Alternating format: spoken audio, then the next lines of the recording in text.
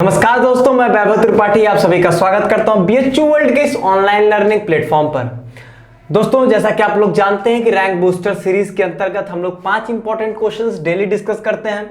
उम्मीद करता हूं कि ये सीरीज आपके लिए काफी हेल्पफुल साबित हो रही होगी और जब आप एग्जाम में बैठेंगे तो आपको काफी ये ज्यादा चीजें फील होंगे अगर आपने सिंसियरली सारे वीडियोज को देखा होगा तो आज उसी कड़ी में आज मैं इस वीडियो में आपसे डिस्कस करूंगा मैथ्स के 5 क्वेश्चंस। जैसा कि पहले मैंने बता चुका था एक वीडियो में कि मैं मैथ्स में आपका कोऑर्डिनेट ज्योमेट्री वेक्टर 3D का ही पोर्शन में आपसे डिस्कस करूंगा। बाकी जो भी पोर्शन वो हमारे जो दूसरे मेंटर्स हैं वो आपसे डिस्कस करेंगे और उनके भी आपने कुछ वीडियोस ऑलरेडी आपने देखा है, जैसा कि प्रगति मैम का। तो आज मैं इस वीडियो में आपका जैसे पिछले वीडियो में मैंने आपके कोऑर्डिनेट ज्योमेट्री के 5 क्वेश्चन लिए थे, आज मैं आपके वेक्टर 3D के 5 क्वेश्चन लूंगा, जिसमें आपके कुछ क्वेश्चन वेक्टर के होंगे और कुछ क्वेश्चन 3D के होंगे। आपके 3 क्वेश्चन जो हैं इस बार वेक्टर के रहेंगे और 2 क्वेश्चन आपके 3D के रहेंगे। तो ऐसे ही वेक्टर 3D के कॉम्बिनेशन के ही मैं जितने भी वीडियोस आपके लिए लेकर आऊंगा उसमें आपके वेक्टर और 3D का कॉम्बिनेशन रहेगा। कुछ क्वेश्चन 2-3 क्वेश्चन वेक्टर के, 2-3 क्वेश्चन आपके 3D के। ठीक है, तो मैं यही सीरीज फॉलो करूंगा और बाकी कोऑर्डिनेट ज्योमेट्री में भी ऐसे तरीके से कि कोऑर्डिनेट ज्योमेट्री का मिक्स कर करके 5-5 क्वेश्चंस का आपको सीरीज पूरी में देता रहूंगा। तो आज जो मैं 5 क्वेश्चन डिस्कस करने जा रहा हूं, उम्मीद करता हूं कि आपको ये पसंद आएगा। चलिए स्टार्ट करते हैं। सबसे पहला देखिए, मैं आपको एक चीज बता देता हूं, वेक्टर 3D एक ऐसा चैप्टर है, इसका क्या है कि आप जितने इसमें आर्टिकल्स हैं, जितना कंटेंट है, अगर आप सब पढ़ लेते हैं तो निश्चित तौर पे आपके क्वेश्चंस नहीं गलत होंगे। कुछ फिक्स टाइप ऑफ क्वेश्चंस हैं, वही हमेशा आते रहते हैं पेपर में। तो ये ऐसे क्वेश्चंस हैं जिनको आप छोड़ नहीं सकते हैं, इनको आपको अटेम्प्ट करना ही पड़ेगा अगर आपको सिलेक्शन लेना हो, खासकर बीएससी मैथ वाले। ध्यान से सुने, ठीक है। चलिए हम लोग स्टार्ट करते हैं। सबसे पहला क्वेश्चन जो है आपका वो क्या कहता है? सबसे पहला क्वेश्चन कहता है कि आपको वेक्टर ए दिया गया है इस तरीके से कि vector A is equal to I cap plus J cap plus K cap. ठीक, वेक्टर बी दिया गया है आपको J cap minus K cap.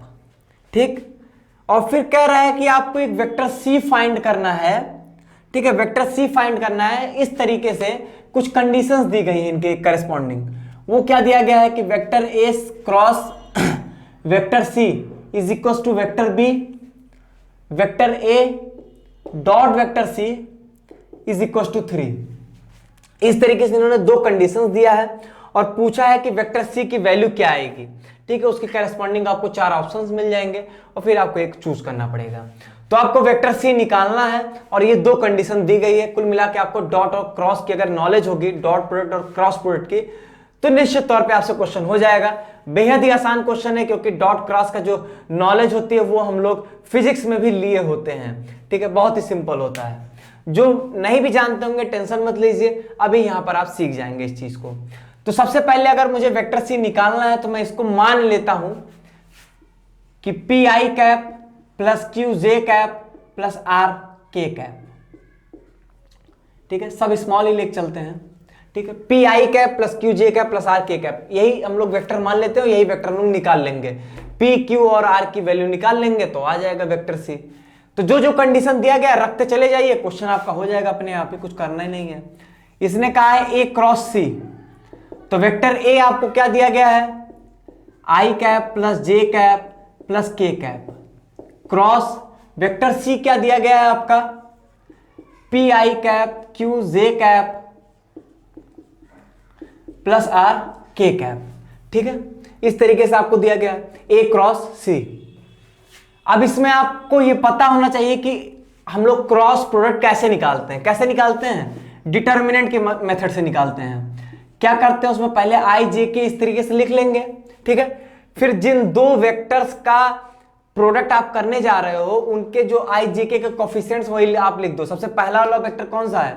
ये वाला। इसमें आई जे का कोफिशिएंट क्या है? 1 1 1 है। फिर इसका वाले का लिख दीजिए, इसमें क्या है? P है, Q है, R है। ठीक है, इसको ओपन कर लीजिए। अब ओपन करने पर क्या आ जाएगा आपका? आई जे के टर्म में लिखिए क्या आएगा? आई कैप क्या आ जाएगा आपका? R माइनस क्यू माइनस जे कैप क्या आ जाएगा आपका? R माइनस पी और प्लस के कैप। के कैप क्या आ जाएगा आपका? Q minus P. ठीक है, तो आई कैप जो है आपका क्या है, आर माइनस क्यू है, माइनस जे कैप जो है वो आपका आर माइनस पी है, और प्लस के कैप जो है आपका वो क्या आ जाएगा आपका, एक बार मैं चेक कर लेता हूं, क्यू माइनस पी आ जाएगा। ठीक है, ये आ गया। ये किसके बराबर दिया गया है, ए माइनस सी जो है वो वेक्टर बी के बराबर दिया गया। देखिए तो वेक्टर बी जो लिखा हो उसको लिख लीजिए, क्या दिया गया है वेक्टर बी, जे कैप माइनस के कैप। ठीक है, तो जे कैप माइनस के कैप इसके बराबर हो गया, यही तो दिया जा रहा है। मैं फिर से लिख देता हूं, आई कैप आर माइनस क्यू और plus J cap, minus sign को अंदर में ले रहा हूं। ठीक है, और क्यों ले रहा हूं ये पता चल जाएगा आपको, के कैप क्यू माइनस पी। ठीक है, अब देखिए अगर ये दोनों वेक्टर बराबर हैं, तो अगर दो वेक्टर बराबर होते तो क्या होता है कि उनके आई जे के जो कोफिशिएंट्स होते हैं वो बराबर हो जाते हैं। तो यहां पर देखिए आई का, यहां पर आई का कोफिशिएंट क्या है, जीरो है कि नहीं है, बताइए जीरो है कि नहीं है, तो R minus Q is equal to zero आ जाएगा। ठीक, आई आई कंपेयर कर दिया। अब जे जे कंपेयर करिए, यहां पर क्या है आपका, यहां आपका प्लस वन है, यहां क्या है पी माइनस आर है, तो P minus R is equal to one हो जाएगा। तीसरा देखिए के कैप माइनस वन यहां पर है, यहां पर क्यू माइनस पी है, Q minus P is equal to minus one ले लीजिए। इससे आप निकाल, अब कुछ नहीं करना, बस सॉल्व करके पी क्यू आर की वैल्यू निकालनी है। यहां से क्या आ जाएगा, R is equal to Q आ जाएगा। यहां क्या दिया गया आपका, P minus R is equal to one, और यहां पर आप देखिए क्या आ जाएगा आपका, अगर नेगेटिव साइन मल्टीप्लाई कर देंगे तो क्या आ जाएगा आपका, P minus Q is equal to one आ जाएगा, वन आ जाएगा। और Q की वैल्यू R है तो P minus R is equal to one आ जाएगा। तो कुल मिला के P माइनस आर ए भी वन, मतलब दो सेम इक्वेशन आ गई। तो हम लोग लिख सकते हैं P minus R is equal to one, ये दूसरी इक्वेशन आ गई। ठीक, दो रिजल्ट मैंने यहां से निकाल लिया। आइए अब आगे हम लोग अपनी एक कंडीशन और दिया गया, इसका मतलब जो आगे क्वेश्चन सॉल्व होगा वो एक कंडीशन और दिया गया, उसकी मदद से सॉल्व हो जाएगा। क्या दिया गया, A dot C is equal to 3 दिया गया है। देखिए मैं आपको एक बात बताता हूं, यही सीख जाइए। दो वेक्टर का अगर आप क्रॉस प्रोडक्ट करते हो तो हमेशा जो रिजल्टेंट आता है वो एक वेक्टर आता है। ठीक, दो वेक्टर का जब आप डॉट करते हो तो उसका जो रिजल्टेंट हमेशा एक स्केलर क्वांटिटी आती है, इसीलिए हम लोग इसको स्केलर डॉट प्रोडक्ट कहते हैं, और इसीलिए इसको हम लोग वेक्टर प्रोडक्ट कहते हैं। ठीक है, vector product of two vector. ठीक है, तो A dot C is equal to 3 दिया गया है, वेक्टर ए क्या है, ये है, वेक्टर सी क्या है, ये है। अगर हम लोग डॉट लेते हैं तो कैसे डॉट लेते हैं, आई का आई के साथ लेंगे, जे का जे के, और के का के से लेंगे। क्यों, क्योंकि अगर आई का जे के साथ लेंगे तो जीरो हो जाएगा। क्यों, क्योंकि आई और जे क्या होते हैं, एक एक्स के करस्पॉन्डिंग है, एक वाई एक्सिस के करस्पॉन्डिंग है। तो आई और जे क्या होते हैं, दोनों एक दूसरे के परपेंडिकुलर होते हैं, परपेंडिकुलर वेक्टर होते हैं, मतलब दोनों के बीच में एंगल कितना है, 90 डिग्री। तो आई डॉट अगर आप जे कर दोगे तो क्या हो जाएगा, आप खुद सोचो, दोनों के बीच में 90 डिग्री एंगल है। जब आप इसको ओपन करोगे तो क्या आ जाएगा, cos 90 डिग्री, और cos 90 क्या होता है, जीरो होता है। तो आई डॉट जे जीरो हो जाएगा। इसीलिए हम लोग क्या करते हैं, सिर्फ आई का आई से लेंगे, जे का जे से लेते हैं, के का के से लेते हैं। ठीक है, आई का आई, जे का जे, के से के। ठीक है, और आई डॉट आई क्या हो जाएगा, वन आ जाएगा। बहुत सिंपल सी बात है, ये भी जानते होंगे आप लोग। तो ए डॉट सी क्या हो जाएगा, आप अगर ध्यान दोगे तो P plus Q plus R आ जाएगा, P plus Q plus R, क्योंकि K dot K, J dot J, I dot I, one one हो जाएगा, बस क्या बचेगा, P plus Q plus R. तो P plus Q plus R is equal to कितना आ जाएगा आपका, 3 आ जाएगा। ठीक, एक इक्वेशन ये और दो इक्वेशन ये, इन्हीं की मदद से पी क्यू आर की वैल्यू आ जाएगी। कैसे, Q is equal to R है तो इसको हम लोग लिख सकते हैं P plus 2R is equal to 3, और P minus R is equal to 1 मुझे पता है। तो यहां से अगर मैं सॉल्व करूंगा तो कुछ ना कुछ तो आ ही जाएगा मेरे पास। अगर मैं यहां से सॉल्व करता हूं तो आ जाएगा यहां पर, अगर मैं सब्सट्रैक्ट कर दूं यहां पे, ठीक है, तो क्या आ जाएगा आपका 3R इज इक्वल टू 2, तो that is the R is equal to कितना आ गया, 2/3 आ गया। जैसे R की वैल्यू अगर आ गई है तो सीधी सी बात है Q की वैल्यू भी आ गई, Q इज इक्वल टू भी 2/3 होगा क्योंकि बराबर है। तो P की वैल्यू भी आ जाएगी, P minus 2/3 is equal to 1 है, तो कितना हो जाएगा, P इज इक्वल टू कितना आ जाएगा, मेरे हिसाब से तो 5/3 आ जाएगा। तो P Q R तीनों वैल्यू आ गई, उठा के रख दीजिए, आंसर हो जाएगा। आंसर भी लिखा है आपके उसमें कि vector C is equal to क्या आ जाएगा आपका 1/3, बाकी 5I कैप और 2J cap plus 2K cap, यही आंसर हो जाएगा। कुल मिला के आपको सिंपल डॉट और क्रॉस की अगर पता होगा, थोड़ा बहुत आप इधर उधर करना जानते हैं, आपसे क्वेश्चन हो जाएगा। ठीक है, इतनी सी बात थी। चलिए, उम्मीद करता हूं क्वेश्चन आपको समझ में आ गया होगा। बहुत बेहद आसान क्वेश्चन था। चिंता मत करिएगा, वेक्टर 3D में जितने टाइप ऑफ प्रॉब्लम बनेंगे सारे आपके डिस्कस हो जाएंगे। जितने भी आपकी 5 क्वेश्चन की सीरीज आएगी उसमें आपके सारे वेक्टर 3D के सारे टाइप के क्वेश्चन जो है आपसे डिस्कस हो ही जाएंगे ऑलमोस्ट। पहला वीडियो है, थोड़ा सा बेसिक क्वेश्चन हम लोग लेंगे, कुछ अच्छे भी होंगे लेकिन ऑलमोस्ट बेसिक ही होंगे। दूसरा क्वेश्चन फिर क्या कहता है कि वेक्टर ए बी सी, मतलब ए बी सी 3 वेक्टर्स दिए गए हैं। क्या कंडीशन दी गई? a plus B plus C is equal to 0 दिया गया है। और क्या दिया गया है यहां पर दिया गया है आपको कि वेक्टर ए का जो मैग्नीट्यूड है वो 2 है, वेक्टर बी का जो मैग्नीट्यूड है वो 3 है, और जो आपका वेक्टर सी है उसका मैग्नीट्यूड 5 है। फिर आपसे पूछता है कि आप वैल्यू निकालिए किसकी? a dot B plus B dot C plus C dot A, इसकी आपको वैल्यू निकालना है। ठीक है, a dot B plus B dot C plus C dot A की वैल्यू क्या आएगी? ठीक है, ये कंडीशंस आपको दी गई है। बताइए यहां पर क्या कर सकते हैं। पहले आपको कुछ बेसिक सी बातें समझनी पड़ेंगी। वो क्या? आप ये जानते हैं कि नहीं जानते हैं? अगर हम लोग जैसे लिखते हैं a dot A self dot product, ये क्या हो जाएगा? इसको अगर ओपन करोगे तो क्या हो जाएगा? मॉड ए और कॉस थीटा। थीटा क्या होता है? दोनों वेक्टर के बीच में जो एंगल है कितना है? अरे भाई सेम वेक्टर है, दोनों के बीच में क्या एंगल होगा? 0 डिग्री होगा। कॉस 0 क्या हो जाएगा? 1 हो जाएगा। कॉस 0 क्या हो जाएगा? 1 हो जाएगा। कॉस 0 1 आ जाएगा तो ये क्या हो जाएगा आपका? Mod of A square. ठीक है, a dot A is equal to. ठीक, ये बहुत बेसिक सी बात है, बहुत ही ज्यादा बेसिक सी बात है, समझ सकते हैं आप। तो हम क्या कर सकते हैं इसको? अगर हम एक चालाकी लगाने की कोशिश कर रहे हैं, हम क्या कर रहे हैं कि इसमें दोनों साइड स्क्वायरिंग कर दें, तो क्या हो जाएगा? Mod A square is equal to 4 आ जाएगा। मॉड ए स्क्वायर को अगर हम लोग a डॉट ए लिख दें, यहाँ की इस जो भी बताया मैंने इस चीज से, a dot A is equal to 4, इसका मतलब ये हो गया। ऐसे ही b dot B is equal to 9, c dot C is equal to कितना हो जाएगा? 25। एक छोटी सी मैं ट्रिक लगा रहा हूं। ठीक है, ये हो गया। अगला स्टेप मैं क्या उठाना जा रहा हूं? देखिए अगला स्टेप मैं क्या करने जा रहा हूं। अगला इन्होंने एक कंडीशन दिया है कि a plus B plus C is equal to 0 दिया गया है। ठीक है, तो हम क्या करते हैं कि इसका इसी के साथ डॉट ले लेते हैं। ठीक है, तब भी 0 ही आएगा।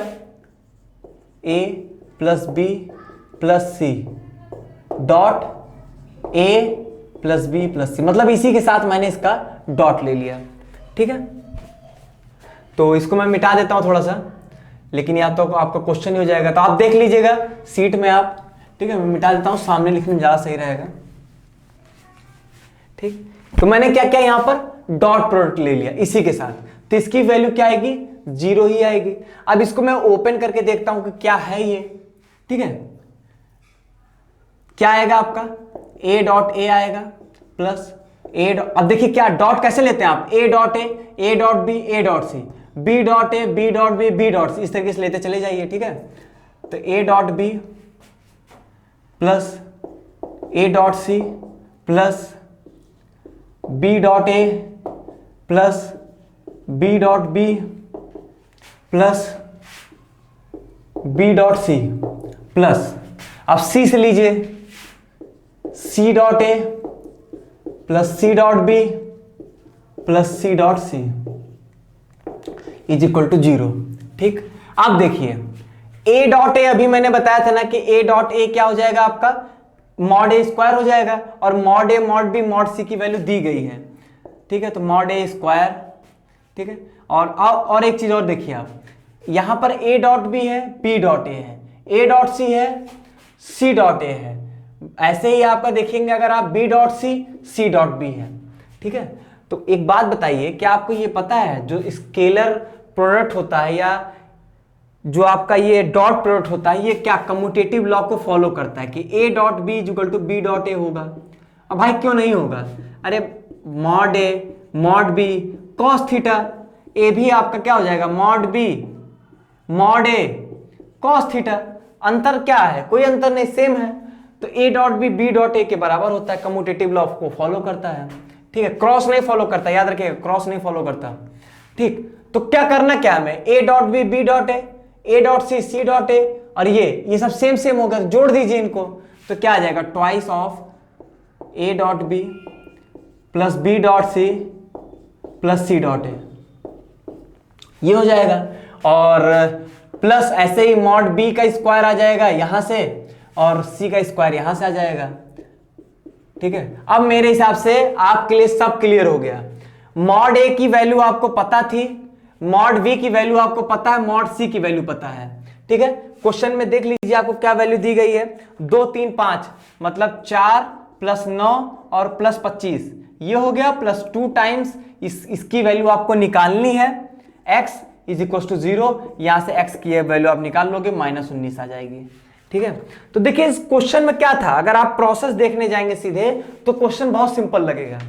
बेसिकली आपको यहां पर पकड़ना क्या था, पकड़ना यह था कि जो a plus B plus C equal to 0 दिया गया है, उससे हम लोग a dot B plus B dot C plus C dot A कैसे पहुंचेंगे।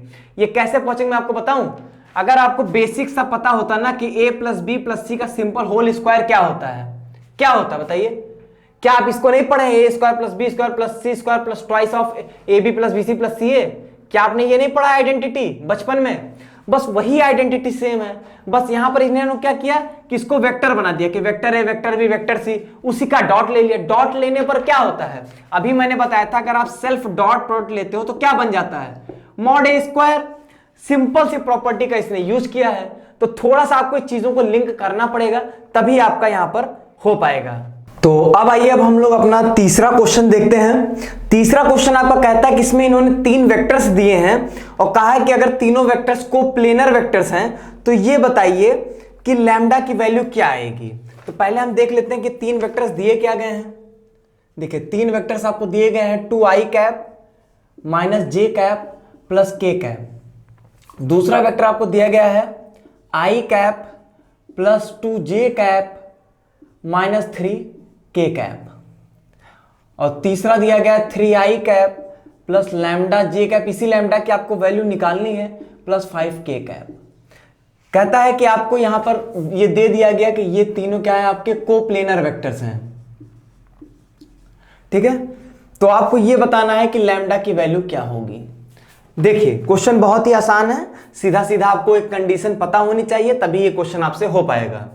अगर हमारे 3 वेक्टर्स कोप्लेनर है, इसका मतलब समझ रहे हैं, कोप्लेनर मतलब एक ही प्लेन में है, या ये कहा जाता है कोप्लेनर वेक्टर कौन होते हैं, कोप्लेनर वेक्टर वो होते हैं कि जिनके जो लाइन ऑफ सपोर्ट है, जैसे कोई एक वेक्टर ए है, ठीक है, एक वेक्टर ए है, मान लीजिए एक वेक्टर बी है, ठीक है, तो इन वेक्टर्स के जो लाइन ऑफ सपोर्ट है, लाइन ऑफ सपोर्ट समझते हैं क्या होता है, अगर हम इसी को एक्सटेंड करते हैं तो ये लाइन ऑफ सपोर्ट है, ये लाइन ऑफ सपोर्ट है इनकी, तो ये जो लाइन ऑफ सपोर्ट है ये सेम प्लेन में होना चाहिए।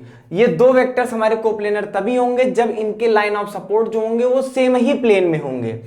तो मैं आपको एक बात बता देता हूं, कभी भी 2 वेक्टर्स जो होते हैं वो हमेशा ही कोप्लेनर वेक्टर्स ही होते हैं। 2 वेक्टर 3 वेक्टर में होंगे या नहीं होंगे वो फिर डिपेंड करती है बातें, ठीक है। 3 वेक्टर्स में कंडीशन होने लगेगी कि जैसे मान लीजिए कि अगर वेक्टर ए है, वेक्टर बी है, वेक्टर सी है, तो अगर ए बी सी तीनों कोप्लेनर वेक्टर्स हैं, देन हम लोग वेक्टर सी को इस तरीके से लिख सकते हैं, एक्स और वाई आपका कोई कांस्टेंट होगा, उसके टर्म में हम लोग इस तरीके से लिख सकते हैं। अगर वेक्टर ए बी सी अगर कोप्लेनर वेक्टर्स हैं, देन हम लोग vector C is equal to X times vector A plus Y times vector B, इस तरीके से हम लोग लिख सकते हैं, ठीक है। वो सब चलिए अलग बात है।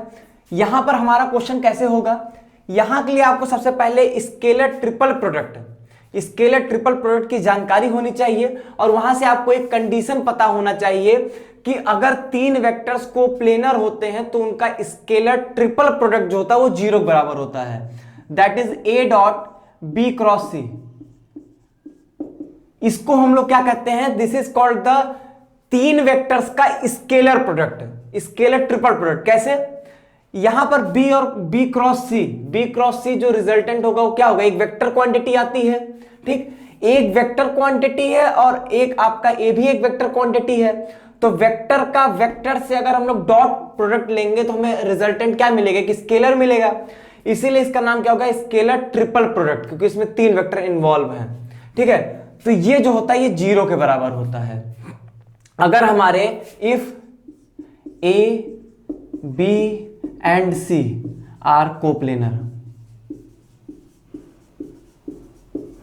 ठीक है, अगर हमारे ए बी सी को लीनियर होते तब भी आपका ए डॉट बी क्रॉस सी जो होता है 0 के बराबर होता है। ठीक है, तो मैं आज या कल, मतलब आज वाले वीडियो में या आने वाले किसी एक वीडियो में मैं आपको एक स्केलर ट्रिपल प्रोडक्ट का एक क्वेश्चन और लूंगा, उसमें मैं आपको काफी चीजें स्केलर ट्रिपल प्रोडक्ट के बारे में बता दूंगा। यहां पर मैं ज्यादा डिटेल में आपके नहीं जाऊंगा, क्योंकि अगर यहां बता दूंगा तो वहां नहीं बताऊंगा, इसलिए मैंने सोचा कि वहां पे बताना ज्यादा बेटर होगा। आपको बस मैं यहां पर यह बता दूंगा कि ए डॉट बी क्रॉस सी आपका निकलता कैसे है, तभी आप इसको प्लेनर की कंडीशन को लगा पाएंगे।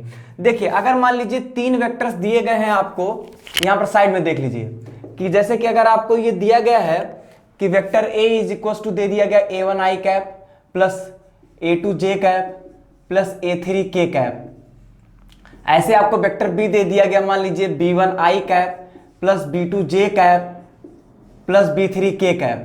ऐसे आपको अगर मान लीजिए वेक्टर C दे दिया गया C1 I cap C2 J cap plus C3 K cap. मान लीजिए इस तरीके से आपको 3 वेक्टर दिए गए हैं और आपसे कहता है कि आपको क्या निकालना है, A dot B cross C।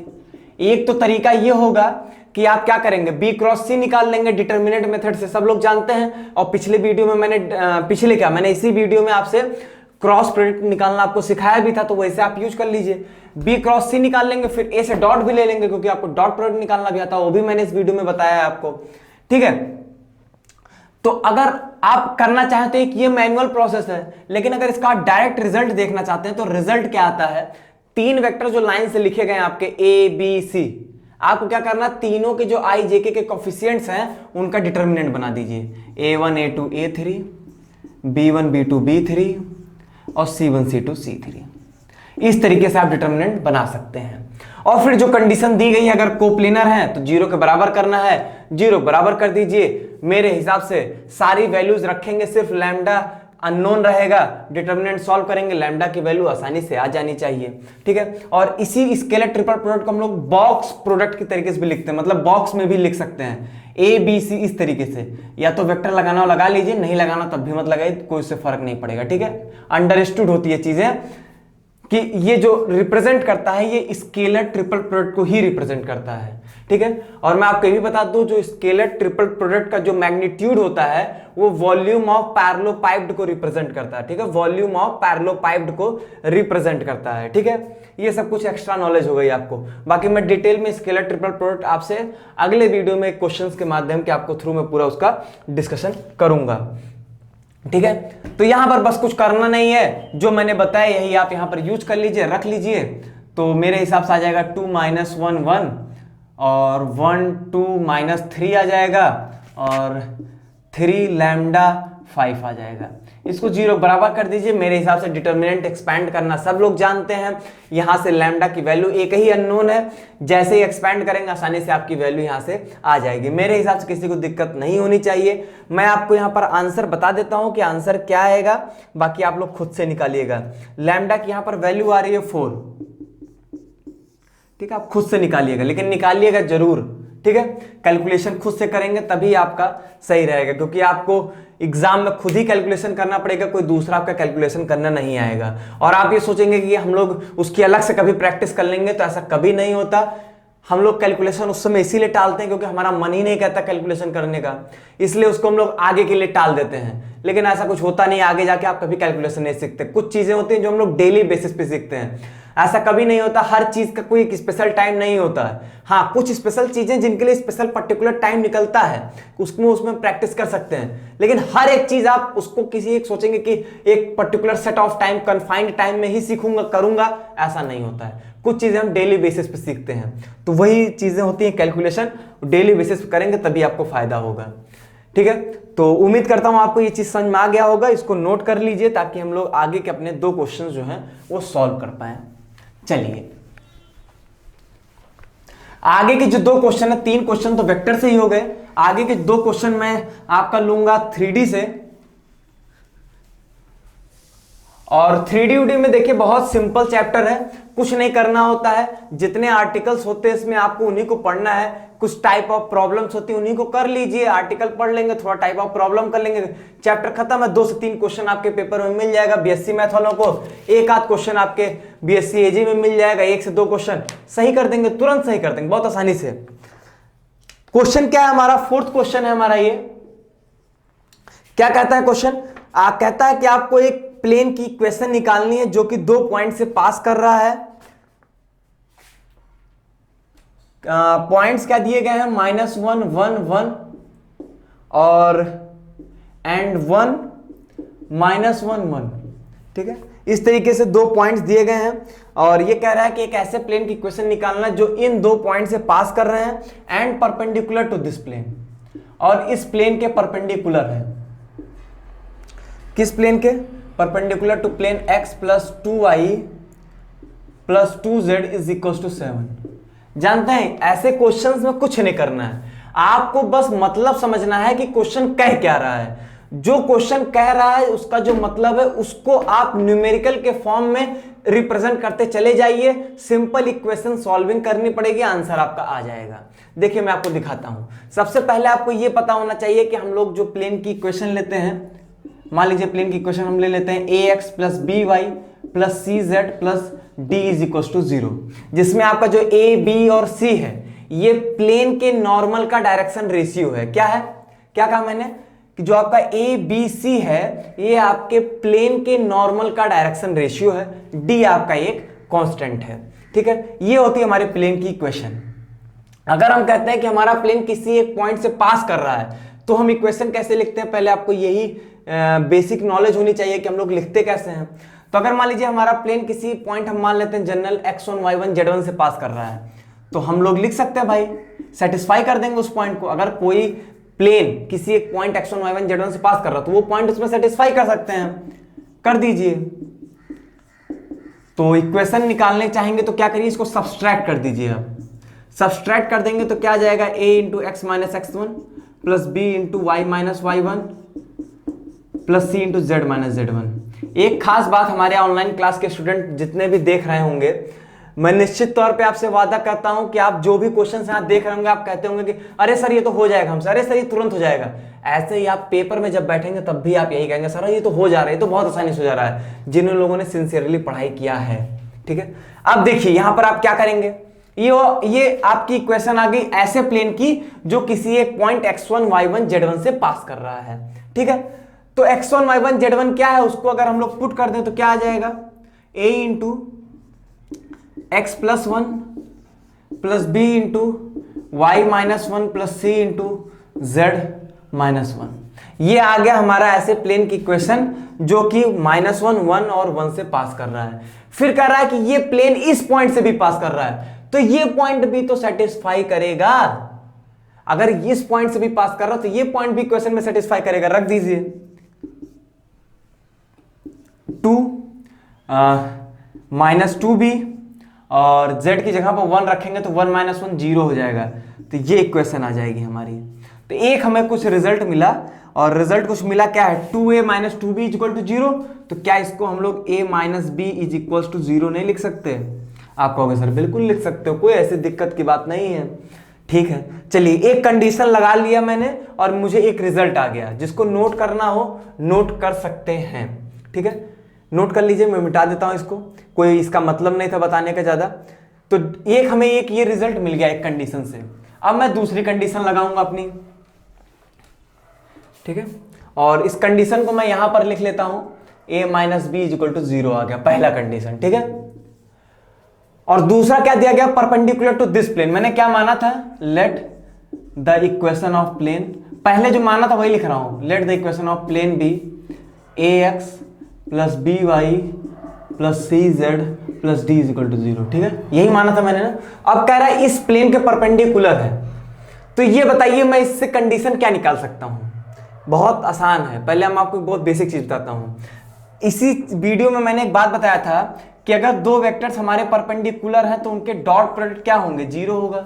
अगर a परपेंडिकुलर टू b है तो, ठीक है, क्योंकि एंगल 90 डिग्री और cos 90 जीरो होता है, इसलिए जीरो हो जाएगा। ये आपको पता है ना? ठीक, अच्छी बात है। इसका मतलब अगर दो वेक्टर हमारे परपेंडिकुलर है तो उनका डॉट प्रोडक्ट क्या होगा? जीरो होगा। ये बात आपसे क्लियर है? ठीक। अगर कह रहा है कि ये प्लेन इस प्लेन के परपेंडिकुलर है, तो जो इस प्लेन का नॉर्मल होगा और जो इस प्लेन का नॉर्मल होगा, दोनों प्लेन का नॉर्मल भी आपस में परपेंडिकुलर होगा। अरे अगर आप आपस में दोस्त हैं, अगर मान लीजिए आप आपस में दोस्त हैं, तो क्या आपका मान लीजिए हाथ उसके हाथ के दोस्त के बराबर नहीं होगा? ठीक है, थोड़ा सा एग्जांपल गलत हो गया यहां पर। मेरे कहने का मतलब है कि अगर दो चीजें आपस में परपेंडिकुलर है, एग्जांपल भूल जाएगा, एग्जांपल थोड़ा गलत ही हो गया। अगर मान लीजिए दो चीजें परपेंडिकुलर हैं, ठीक है, तो उनका जो नॉर्मल है वो भी तो आपस में परपेंडिकुलर होगा, सीधी सी बात है। ठीक है, तो दोनों का नॉर्मल परपेंडिकुलर होगा, तो नॉर्मल परपेंडिकुलर होगा तो नॉर्मल के जो डायरेक्शन रेशियोज हैं उनका डॉट प्रोडक्ट जीरो के बराबर होगा। क्या कहा मैंने? दोनों प्लेन के नॉर्मल का जो डायरेक्शन रेशियो का डॉट प्रोडक्ट होगा वो किसके बराबर होगा? जीरो के बराबर होगा। तो क्या लिख देंगे हम लोग? a plus 2b plus 2c is equal to 0। कोई दिक्कत है इसमें लिखने की? किसी को बताइए, कोई भी दिक्कत हो। अगर ये मैंने क्या कहा, दोनों प्लेन के नॉर्मल का जो डायरेक्शन रेशियो है उनका जो डॉट प्रोडक्ट है वो किसके बराबर होगा? जीरो बराबर होगा। ठीक है, और इसका इस प्लेन का जो नॉर्मल का डायरेक्शन रेशियो है वो क्या क्या है? 1 2 2, और इसका क्या है? ए बी सी बताया ही मैं पहले ही स्टार्टिंग में। ठीक है, तो इनका डॉट प्रोडक्ट क्या हो जाएगा? जीरो बराबर हो जाएगा। ठीक, तो बस आपको कुछ नहीं करना है। अब आपके पास दो कंडीशंस आ गई हैं, a plus 2b plus 2c is equal to 0। इन्हीं दोनों इक्वेशंस को सॉल्व करके आपको a b c की वैल्यू निकाल लेनी है। a b c की वैल्यू आते ही आपके प्लेन की इक्वेशन आ जाएगी, क्योंकि आपके प्लेन की इक्वेशन यही है a b c। ठीक है, तो यही करना है आपको। तो आप यहां पर क्या करिए, a b c की वैल्यू निकालिए इन दोनों इक्वेशंस को सॉल्व करके। कैसे सॉल्व करेंगे ये भी सीख लीजिए। यहां पर देखिए आपको क्या करना है, a लेना है आपको। ठीक है, ये मेथड देख लीजिए कैसे हम सॉल्व करेंगे। यहां पर a अपॉन इसमें क्या करना है, a को छिपा लीजिए, बाकी दोनों को डिटर्मिनेंट में लिखिए। क्या हो जाएगा? -1 2, और यहां c का कुछ नहीं है, c का कोफिशिएंट 0 है, यहां c का कितना है 2 इज इक्वल टू, फिर लिखिए -b। पहले इस तरह लिख लीजिए, a is equal to -b is equal to c, और फिर इसके नीचे अब b को जब b लिख रहे हैं तो b वाला छिपा लीजिए, बाकी दोनों लिख लीजिए। तो क्या आ जाएगा? 1 1 0 2। ठीक है, और ऐसे ही c अपॉन c वाला छुपा लीजिए, और फिर a वाला क्या लिख देंगे? 1 1 -1 और 2। बस अब यहां सॉल्व कर लीजिए डिटर्मिनेंट को, सिंपल। ये आ जाएगा नीचे -2, यहां कितना आ जाएगा? यहां पर भी -2 आ जाएगा। ठीक है, 2, और ये ऊपर का निगेटिव साइन नीचे आ जाएगा तो -2 हो जाएगा। c अपॉन 2, यहां कितना हो जाएगा आपका? 2 माइनस मतलब 3 आ जाएगा। तो ए बी सी की हमारी वैल्यूज क्या आ गई? ए बी सी की वैल्यूज आ गई आपकी -2 और आपकी 3 आ गई। ठीक है, और जो हमारी प्लेन की इक्वेशन आई थी, याद करिए अभी जब मैं प्लेन की इक्वेशन लिखा था तो मैंने क्या लिखा था? पहला अभी देखिए पीछे आप नोट्स देखेंगे तो उसमें मैंने क्या लिखा था? पहले ये प्लेन की इक्वेशन थी, फिर किसी एक पॉइंट से अगर पास करती है, मान लीजिए इस पॉइंट से पास करती है, तो मैंने इक्वेशन क्या लिखा रहा होगा? x प्लस 1, देखिए नोट्स देखिए अपनी, b इंटू वाई माइनस 1 प्लस सी इंटू जेड माइनस 1। ठीक है, अब a b c की वैल्यू पता है, पुट कर दीजिए, -2 into X plus 1 y minus 1 plus 3 into Z minus 1। तो ये आप वर्किंग प्रोसेस अगर आप सीख जाते हैं तो इस टाइप का कोई भी क्वेश्चन आप आसानी से सॉल्व कर लेंगे। कुछ नहीं करना है, किसी भी प्लेन की इक्वेशन एक पॉइंट से पास करने पे, दो पॉइंट से पास करने पे कैसे लिखते हैं ये सीख लीजिए। और दूसरी चीज आपको ये सीखना, अगर कोई एक प्लेन दूसरे प्लेन के परपेंडिकुलर है तो जो दोनों प्लेन के नॉर्मल का जो डायरेक्शन रेशियो होगा उसका जो डॉट प्रोडक्ट होगा वो 0 के बराबर होगा। दो ही कंडीशन मैंने लगाया है, और यहां से आप सॉल्व कर लेंगे तो यहां से आपका आंसर आ जाएगा। ठीक है, ठीक समझ गए मेरी बात को? चलिए नोट कर लीजिए, फिर हम अपने अगले क्वेश्चन की ओर चलते हैं। ठीक है, वो भी आपका प्लेन का है और एक नया कॉन्सेप्ट पे है। आप एक नया कॉन्सेप्ट सीखेंगे, बढ़िया रहेगा आपके लिए। एक बार कैलकुलेशन चेक कर लीजिएगा, हो सकता है कैलकुलेशन थोड़ा इधर उधर कहीं गलत हो गई हो, तो कैलकुलेशन चेक कर लीजिएगा। मैंने भी सिर्फ क्वेश्चन ही नोट किया, सॉल्व मैं यहीं पर कर रहा हूं, इसलिए मुझे एग्जैक्ट आंसर तो नहीं पता है, लेकिन सॉल्व कर लेंगे, ऑलमोस्ट सही होगा, गलत होने के चांसेस बहुत कम है। अगला क्या है कि आपको एक ऐसे प्लेन की इक्वेशन लिखना है जो कि दो लाइंस को कंटेन करता है, और दोनों लाइंस जो कैसी हैं, पैरेलल लाइंस हैं, ठीक है। तो क्वेश्चन क्या हो गया आपका कि ऐसे equation of plane containing the parallel lines. तो दो लाइंस में लिख देता हूं, x minus 2/2 is equal to y minus 3/1 is equal to z plus 2/-2। एक लाइन ये है, और दूसरी लाइन कौन सी हमारी, तो जो हमें ऐसे प्लेन की इक्वेशन निकालनी है जो इन दोनों लाइंस को कंटेन करता है। थोड़ा क्वेश्चन की लैंग्वेज समझेंगे तभी आपका क्वेश्चन आपसे हो पाएगा।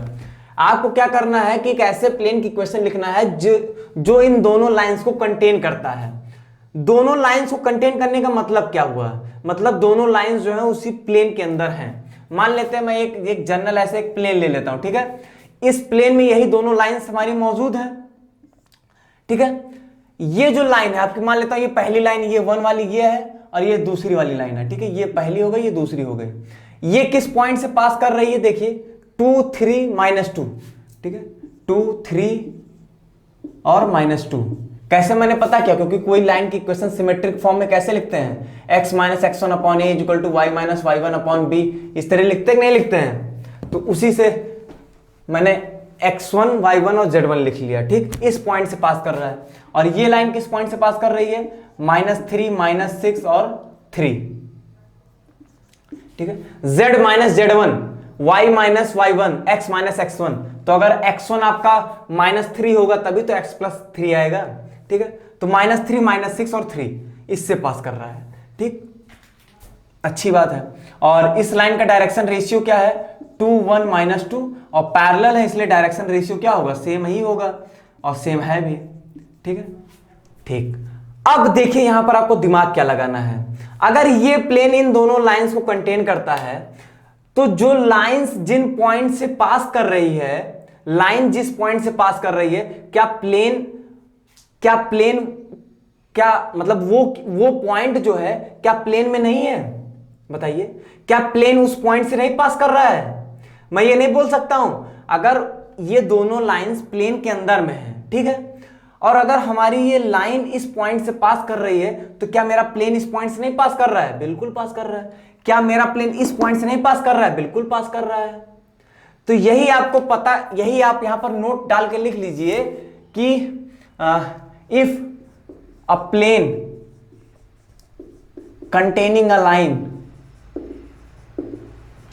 containing a line, then plane passes through the point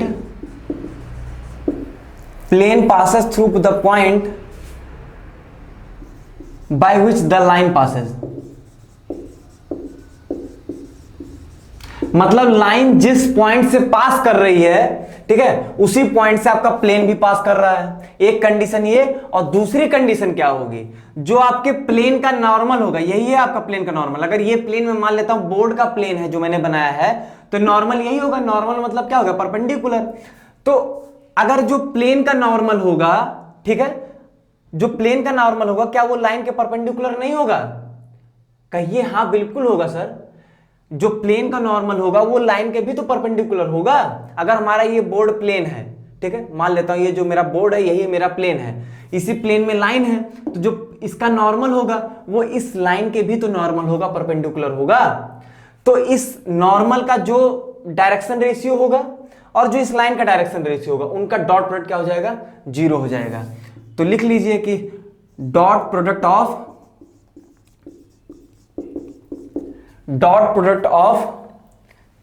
direction ratio of normal of plane and line, direction ratio of normal of plane and line is 0, क्योंकि कैसे हैं, परपेंडिकुलर हैं। बस यही दो कंडीशन लगा देंगे, आपका आंसर आ जाएगा। देखिए कैसे, पहला कंडीशन क्या लगा रहा हूं कि अगर आपका लाइन जिस पॉइंट से पास कर रहा है प्लेन भी उस पॉइंट से पास करेगा। अभी मैं बताया था कि किसी भी प्लेन की इक्वेशन अगर आपको लिखनी है किसी एक पॉइंट से पास कर रही है तो कैसे लिखते हैं, a into X minus X one plus B into Y minus Y one plus C into Z minus Z one is equal to 0। तो यहां पर हम लोग देख लेते हैं, पहला हम लोग का पॉइंट क्या है, x minus two plus B Y minus three plus C Z plus two is equal to 0। ठीक, और दूसरा पॉइंट जो है हमारा वो क्या है, -3 -6 3 इससे पास कर रहा है, तो लिख दीजिए -3 -2 plus B -6 -3 plus C Z 3 plus 2 is equal to 0। तो क्या आ जाएगा, -5a -9b plus 5c is equal to 0। ये आ जाएगी आपकी क्या, एक इक्वेशन आपकी यहां से आ जाएगी। ठीक, और दूसरी इक्वेशन कहां से आ जाएगी, दूसरे कंडीशन से, जो मैंने कहा डॉट प्रोडक्ट 0 बराबर हो जाएगा। तो प्लेन का नॉर्मल क्या है आपका, सॉरी प्लेन के नॉर्मल का डायरेक्शन रेशियो क्या है, ए बी सी, यही जो मैंने लिया इक्वेशन। ठीक है, तो ए बी सी है, और जो लाइन का डायरेक्शन रेशियो वो क्या है, 2 1 -2 है, तो 2 1 -2 ये आ जाएगा। ये दूसरी इक्वेशन आ गई। करना आपको कुछ है ही नहीं, ए बी सी की दो इक्वेशन बनाइए, इक्वेशन सॉल्व करके ए बी सी की वैल्यू निकाल दीजिए। आपको फाइनली ए बी सी की वैल्यू ही तो निकालना है। अरे भाई, अगर ए बी सी की वैल्यू निकाल के इस वाली इक्वेशन में रख दोगे तो आपकी प्लेन की इक्वेशन नहीं आ जाएगी। बताइए, ए बी सी की वैल्यू ही तो निकालना आपको फाइनली। किसी भी प्लेन का कोई भी क्वेश्चन आएगा उसमें यही होता है, जिसमें इक्वेशन निकालना होता है उसमें ए बी सी की वैल्यू निकालनी होती है। आपका लक्ष्य ये होना चाहिए बस आपको किसी तरीके से दो वैल्यू जो है, मतलब दो इक्वेशन आपको मिल जानी चाहिए ए बी सी में। ठीक है, इसके बाद क्या करना है, कुछ नहीं करना है, बस वही अपना पुराना तरीका कि a अपॉन, वही करना है आपको, a अपॉन ऐसे पहले लिख लीजिए a माइनस बी सी। ठीक है, इस तरह लिख लीजिए, बस a का छुपा के b और c वाला लिख लीजिए। क्या लिख देंगे, -9 1 5 -2, b में क्या लिख देंगे, -5 2 5 -2, और c में क्या लिख देंगे आप, -5 2 -9 1। बस हो गया। अब क्या करेंगे, कुछ नहीं, डिटर्मिनेंट सॉल्व कर लिए, एबीसी की वैल्यू आ जाएगी आपकी, उठा के रख दीजिएगा इस वाले में, आंसर आ जाएगा आपका। क्या दिक्कत है। तो ये दो पॉइंट आप जरूर सीख जाइएगा। कृपया इंग्लिश पे आप लोग नहीं जाएंगे कि सर की क्या इंग्लिश कैसा अजीब लिख दे रहे हैं, मतलब समझ जाइए बस कि लाइन जिस पॉइंट से पास करेगा प्लेन भी उसी पॉइंट से पास करेगा, क्योंकि लाइन जो है वो प्लेन के अंदर ही है। ठीक है, वही बात है। और दूसरी चीज हो गई यहां पर कि जो प्लेन का नॉर्मल होगा वो लाइन के भी परपेंडिकुलर होगा, तो जो लाइन का डायरेक्शन रेशियो होगा और जो नॉर्मल का डायरेक्शन रेशियो होगा उनका डॉट प्रोडक्ट क्या होगा, 0 बराबर होगा। बहुत दो बेसिक चीजें मैंने यूज किया और क्वेश्चन हो गया आपका।